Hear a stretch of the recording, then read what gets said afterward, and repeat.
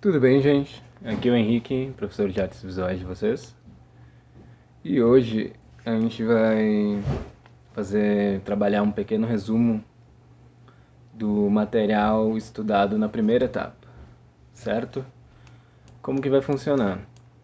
Eu vou apresentar os conteúdos básicos necessários para a gente fazer nossas avaliações, nossos trabalhos de maneira breve, mas também vou tentar ser pontual.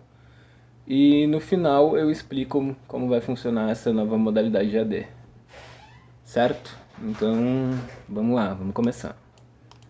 Então, nessa primeira etapa, as três etapas elas funcionam de maneira bem cronológica, né? Então vocês já podem imaginar que a primeira etapa vai tratar bem do começo. Então, o primeiro item seria a gente discutir a função da história da arte e da linguagem da arte. O segundo item seria estudar arte rupestre e arte indígena. Depois, arte africana, arte grega e arte romana, certo? Então, vamos começar bem pela origem da palavra. Uma das perguntas mais frequentes e também mais polêmicas, acho que nos últimos anos, assim, e acho que eu sempre ouvi ela, mas acho que ela é pertinente desde sempre, é o que é arte? O que pode ser definido arte? É algo que a gente pode se deparar, né, em alguma parte das nossas vidas, né? Ao entrar num museu, numa exposição de arte contemporânea, a gente se depara com essa pergunta.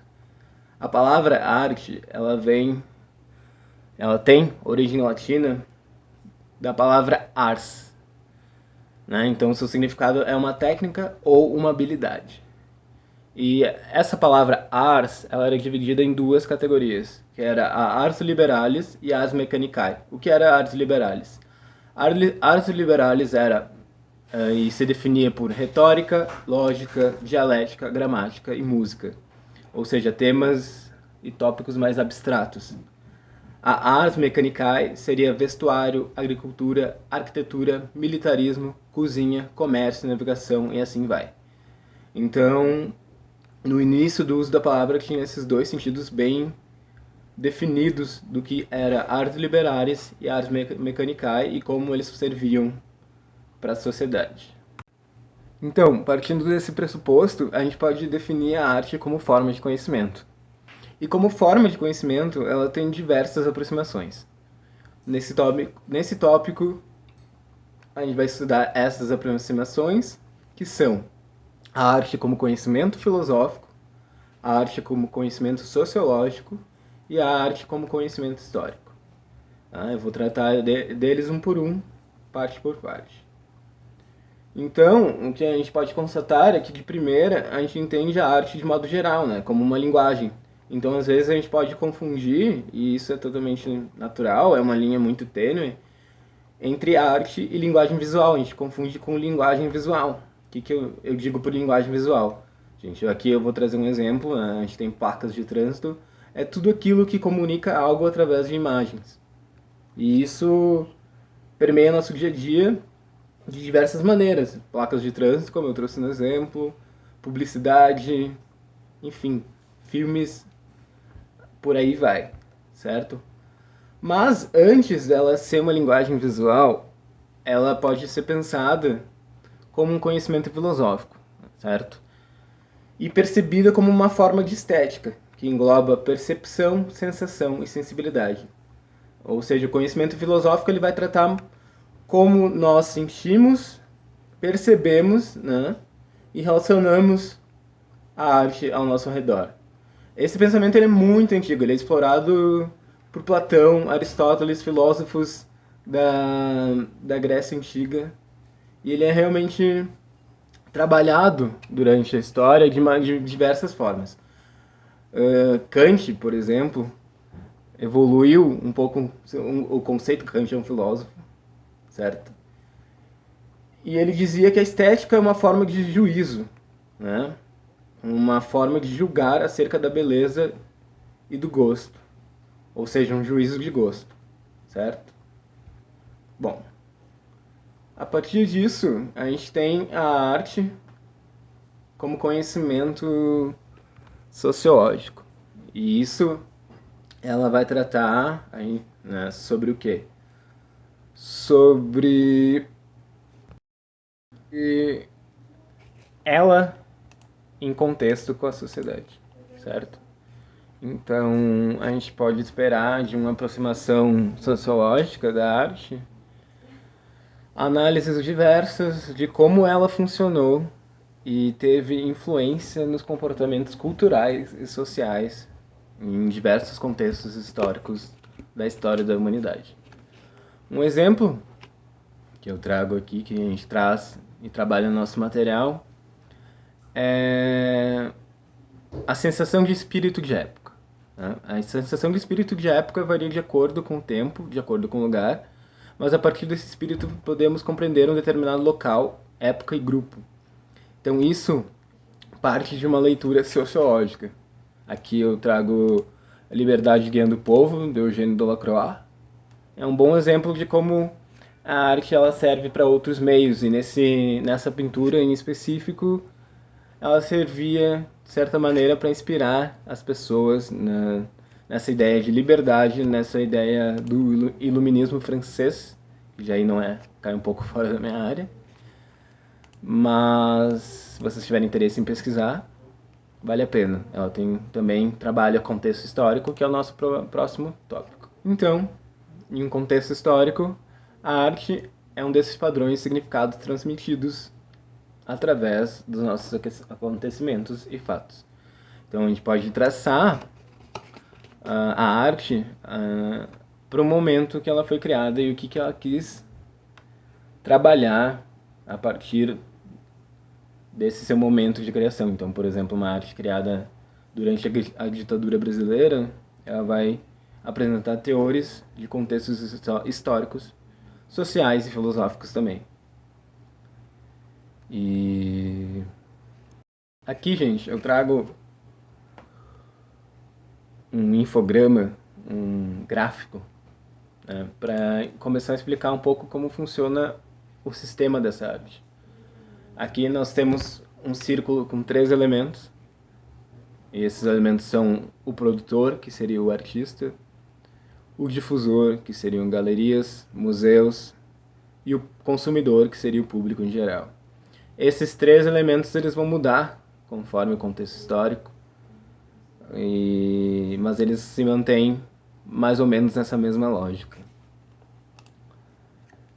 E o sistema da arte, antes dele ser comercial, ele vai ser especialmente uma forma de categorização de linguagens, né? E dessas linguagens a gente tem outras especificidades. Então, por exemplo, uma forma de categorização de linguagem é a gente dividir as coisas entre artes visuais, literatura, espetáculo, música. Isso são formas de linguagem. A música é uma forma de linguagem dentro das artes. As artes visuais, pintura, desenho, escultura também. O cinema pode ser considerado uma linguagem das artes. O espetáculo, o teatro. Depois a gente tem a forma como essa arte é trabalhada. Então temos arquitetura, cinema, desenho, escultura, grafite, fotografia, literatura. Ou seja, os meios que são usados para que ela seja produzida, a técnica, que é o mais específico possível, então como ela foi produzida. Então, por exemplo, no âmbito das artes visuais a gente tem escultura em pedra, argila, bronze, pintura a óleo, guache, acrílica. No contexto da música a gente tem música acústica, eletrônica, elétrica e gênero, né, certo? Então a gente tem, por exemplo, no cinema a gente tem cinema de ação, aventura, terror, ficção científica, comédia. Na música a gente tem rock, funk, MPB. Na pintura a gente tem paisagem de teatro, paisagem de retrato, nu, natureza morta, pintura histórica. Então, ele é um sistema bem categorizado, assim, bem dividido entre as linguagens. Claro que na contemporaneidade, nas últimas décadas, esses limites às vezes são ultrapassados por uma linguagem e outra que usa de várias formas de fazer arte, então, por consequência, teria várias categorizações. Mas esse não é o nosso foco. Aqui eu trouxe um exemplo bem básico de como a gente pode estruturar uma produção em arte. Então a gente tem esse autorretrato do Van Gogh de 1889. E qual é a forma de linguagem dele? A forma de linguagem é artes visuais, certo? A forma que ele é pintado a pintura, digo, a forma como ele é exercido e produzido a pintura, a técnica específica tinta óleo sobre tela e o gênero se dá num contexto histórico pelo pós-impressionismo, certo? Então, é um exemplo como a gente pode categorizar o sistema das artes. Então, por exemplo, a gente tinha o produtor, que era o Van Gogh. Aqui a gente tem o difusor, um dos difusores, que era o Theo Van Gogh, seu irmão, e mecenas. O que é mecenas, gente? Mecenas é alguém que financia um trabalho artístico. A Johanna Van Gogh Bonger, que foi uma colecionadora e curadora, que foi uma das responsáveis por difundir a obra de Van Gogh. O Octave Mirbeau também. E a gente tem os consumidores, né, que são o público, que é o público em geral, olhando e consumindo e analisando obras do Van Gogh. E aqui a gente tem mais um exemplo de um difusor, é importante, que é o Museu Van Gogh, né, que ele leva todo esse sistema e toda essa produção para o público. Bom, depois dessa discussão sobre a origem da palavra arte e as primeiras diretrizes, né, sobre a linguagem artística e suas diversas formas de conhecimento e de pensamento, a gente vem para a origem da história da arte. Porque a história da arte ela é algo muito engraçado porque ela parte do pressuposto que a arte ela tem uma linha cronológica muito... A história também, né? Uma linha cronológica muito marcada. E essa linha ela é inexorável e ela não muda nunca. O que é algo que não é verdade. Mas, do que se trata a história da arte, afinal? Ela é uma junção de duas outras disciplinas, né? Humanas, então ela é uma junção das artes visuais e da história. De onde ela surge, né? Quando e de onde ela surge? Um dos primeiros escritos que se define como traçar uma história da arte, como algo que traça a história da arte, é o livro Vidas, do escritor e também artista Giorgio Vasari, um escritor italiano. Então, pelos anos 1500, mais ou menos, ele escreve esse livro que surge como uma maneira de legitimação daqueles artistas daquela época. Ou seja, o título do livro é Vidas, então ele tratava da vida dos artistas mais famosos, que ele considerava mais famosos ao seu redor. Então, muitos dos nomes do Renascimento italiano estão nesse livro.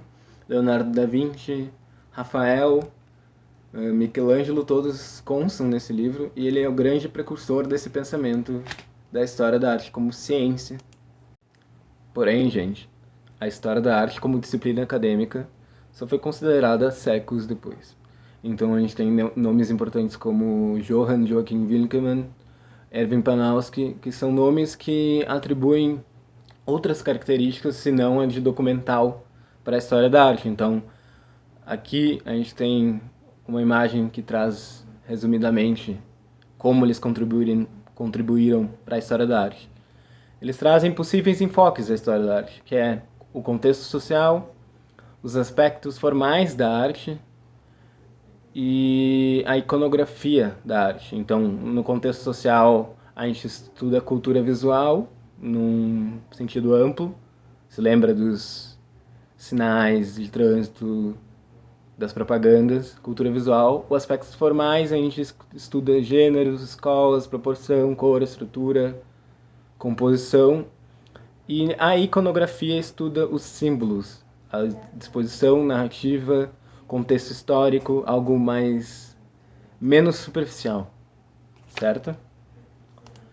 Porém, gente, a história da arte é ocidental, e ocidental eu digo feita por pessoas e países ocidentais, países que estão no Ocidente, como Europa, Estados Unidos, as Américas no geral, encontra um grande problema porque ela não engloba toda a produção artística humana. Ela é bem específica como história.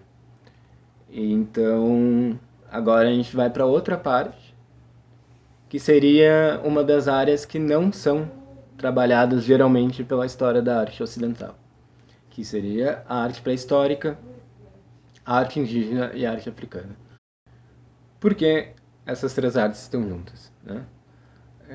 Além de representar uma cultura antiga, elas não possuíam o que a gente entende hoje por um conceito de arte. Dentro daquelas culturas, elas eram e significavam outras coisas. Arte como conceito vem do latim ars, como eu falei previamente, e é um conceito ocidental. Essas culturas tratam arte de outra maneira, algo muito mais vivido, algo muito mais presente, algo muito menos separado de um ofício. A arte como vida. Eu trouxe como exemplo um material de apoio muito interessante que se chama... É um filme chamado Caverna dos Sonhos Esquecidos. E eu disponibilizei o trailer com legendas. Eu recomendo vocês verem. O documentário, ele trata de uma caverna, que seria uma das cavernas mais antigas contendo arte rupestre. Então, o documentário ele vai investigar essas imagens e refletir sobre como elas surgiram. Eu acho que é um material essencial até para a gente contextualizar o que a gente está estudando aqui no nosso material. E quais eram as funções exercidas por esse tipo de arte dentro dessa sociedade específica dos primeiros homens e mulheres? Então, é algo muito estudado e se pensa que essas pinturas em paredes tinham objetivos de adoração e de culto, e uma ideia quase mágica do que as imagens poderiam expressar. Então, por exemplo, temos homens caçando, bois, animais, eles quase faziam e pintavam esses objetos e esses animais como um desejo e como também um fator religioso de adoração e culto. E esse fator, essa atitude mágica, se manteve ao longo da história, pelo menos até a Grécia. Então a gente pode perceber na arte egípcia, na arte suméria, e é possível analisar a partir das imagens sacras em todas ou quase todas as culturas de santos, deuses, heróis sendo adorados, rituais sagrados. Nisso a gente vem trabalhar a arte indígena e mais especificamente a arte indígena dos continentes americanos, né? Ela era de extrema importância vital para a sociedade, também se atribuía poderes mágicos a ela, e ela era usada em rituais religiosos. E, por exemplo, um exemplo dentro do território brasileiro é as formas de representação, né? Então a gente tem cerâmica, a gente tem pintura, a gente tem indumentária, então diferentes formas de produção para essa arte, que além de sentido estético, tinha, digo, muito mais do que sentido estético, ela tinha um sentido religioso e ritualístico. Por exemplo, gente, saindo da arte indígena, indo para a arte africana. A gente tem as máscaras, que eram usadas em como uma forma de representação de seres místicos em rituais e danças, mas que também, com a violência da colonização, ela tomou outros sentidos. Então, por exemplo, eu trago esse, essa arte específica da civilização do Congo, que depois que o Congo foi colonizado e sofreu diversos ataques, eles começaram a mudar suas representações artísticas e começaram a usar ela de outra maneira. Eles começaram a usar ela em vez de rituais, danças e cultos, eles a usavam para amedrontar os europeus. Uma forma de afugentar esses colonizadores pelo medo, né? Então, a gente parte agora para a arte grega e a arte romana. Então, vamos começar pela arte grega.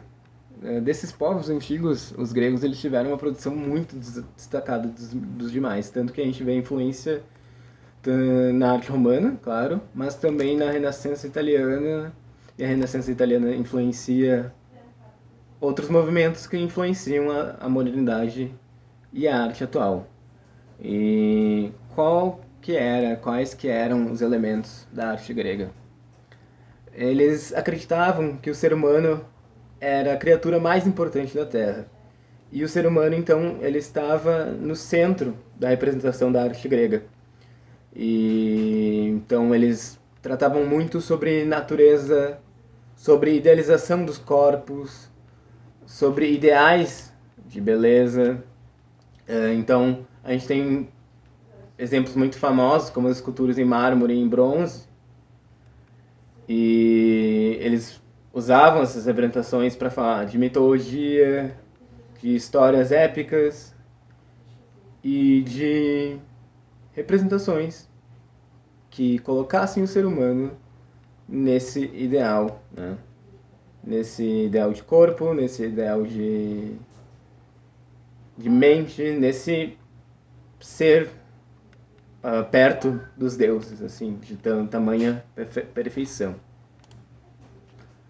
A arte romana, ela surge como consequência da arte grega, né? Eles tiveram forte influência dos gregos. Então eles atribuíram para eles mesmos os padrões escultóricos de beleza. Porém, a arte romana, ela usa dessas produções de outra forma.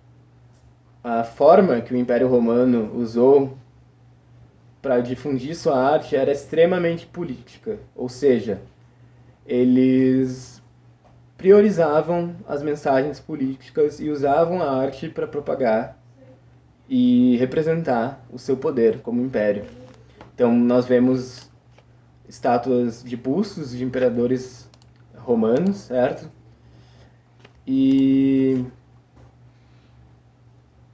essa força que a escultura e a arte romana têm, né, justamente para transmitir esse ideal político de força e de conquista, certo? E, então, podemos dizer que, mesmo como propaganda, e mesmo sendo uma civilização totalmente diferente, a arte ainda tem a característica de culto e adoração. Só que o culto e a adoração, ele move da religião para agora para pessoas, para imperadores, para figuras públicas. Finalizando, gente, eu trago uma timeline que vai ajudar vocês a contextualizarem um pouco dos acontecimentos dessa história da arte. Então a gente tem ali mais ou menos 40 mil anos, as mãos de Sulawesi. A gente tem 25 mil anos a 20 mil anos, a escultura da Vênus de Willendorf. A gente tem, enfim, as pirâmides, o reinado de Tutankhamon, a arte grega, e assim a gente vai. Até 1559, que é o início da colonização, a queda do Império Inca, descoberta da maioria dos países da América Latina. E aqui eu trago links que poderão ajudar vocês nesse processo de estudo e que vão ser importantes também para as avaliações. Agora eu vou tratar um pouco do material de apoio para a interação obrigatória. É um vídeo feito por estudantes da Universidade Federal da Bahia e eles fazem um bom patamar informativo das características dessa arte, que é originária da Ilha dos Marajós, do estado do Belém, Pará, e é uma das mais antigas, né, em contexto de arte indígena brasileira. Agora, passando para a nossa interação, a gente tem 3 questões, eu tentei deixá-las da maneira mais simples possível. Então, vou tratar da questão 1. A pergunta geral é: por que podemos dizer que o povo marajoara é importante para a arte de cerâmica mundial? E daí eu preciso que vocês discorram, a partir do que vocês leram e estudaram, o porquê a arte do povo marajoara é importante. A questão 2 é: como a arte indígena se diferencia da noção ocidental do gênio individual que possuímos? Ou seja, lembrem quando eu discuti dos conceitos de arte ocidental, de ars mechanica e ars liberales, e dos conceitos da arte indígena, da arte africana e da arte rupestre, de adoração e culto. Pensem sobre isso. E a questão 3 é uma questão bem pessoal, que eu quero que vocês sejam sinceros e discorram sobre a importância das múltiplas culturas indígenas no Brasil nos dias de hoje. Essa é a interação obrigatória de vocês, valendo 3 pontos. Aqui eu tenho um trabalho valendo 1 ponto, que vocês vão fazer esse resumo e entregar no dia que a prova vai ser exercida. Então, como vai funcionar? Vocês vão fazer essa interação obrigatória, valendo 3 pontos. No dia da prova, vocês vão entregar esse trabalho, que vai ser um resumo de toda a matéria, valendo 1 ponto. E a prova vai valer 7, como o normal, certo? Mas a interação obrigatória vocês vão postar na plataforma Claroline e o trabalho vocês vão entregar junto com a prova. E é isso, espero que todos estejam bem. Um abraço.